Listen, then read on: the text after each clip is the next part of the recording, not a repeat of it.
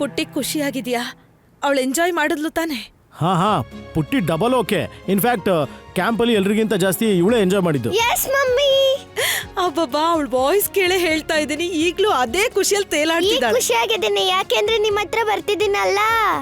ನನ್ ಮುದ್ದು ಬಂಗಾರ. ನೋಡ್ದ್ಯಾನು ಈ ಪುಟಾಣಿ ಇಲಿ ಮರಿ ಈಗ ಮಾತಾಡೋದನ್ನ ಹೇಗೆ ಕಲ್ತಿದ್ದಾಳೆ ಅಂತ? ಇಲ್ಲ ಪಪ್ಪ, ನಿಜವಾಗ್ಲೂ. ಅಯ್ಯೋ ಇಲ್ಲ ಅನುಪಮ, ಇವಳು ನಾಟಕ ಮಾಡೋದ್ ಚೆನ್ನಾಗ್ ಕಲ್ತಿದ್ದಾಳೆ. ನಿನ್ನೆ ಟ್ರಾಂಪೋಲಿನಲ್ಲೂ ಎಷ್ಟ್ ಎಗರ್ತಾ ಇದ್ಲು ಅಂದ್ರೆ ನಿಲ್ಲಿಸ್ಲೇ ಇಲ್ಲ. ಹೌದಾ? ಅವಳ ಫ್ರೆಂಡ್ಸ್ ಜೊತೆ ಎಲ್ಲ ಎಷ್ಟ್ ಚೆನ್ನಾಗ್ ಆಡ್ತಾ ಇದ್ಲು ಗೊತ್ತಾ? ಅವಳಿಗೆ ಊಟ ತಿನ್ಸಕ್ಕೂ ನಾನು ಅವಳ ಹಿಂದೆ ಓಡ್ಬೇಕಾಯ್ತು. ಒಂದು ತಿಂದು ಮತ್ತೆ ಓಡ್ ಹೋಗ್ತಾ ಇದ್ಲು. ನನ್ ಪಾಲ್ಗಂತೂ ಅದು ಪಿಕ್ನಿಕ್ ಅಲ್ಲ, ಮ್ಯಾರಥಾನ್ ಆಗೋಗಿತ್ತು ಅನ್ನಿಸ್ತು. ಸರಿ ಅನು, ಮಿಕ್ಕಿದ್ದು ಮನೆಗೆ ಬಂದು ಆರಾಮಾಗಿ ಮಾತಾಡ್ತೀನಿ. ಡ್ರೈವ್ ಮಾಡ್ತಾ ಇದ್ದೀನಿ. ಹಾ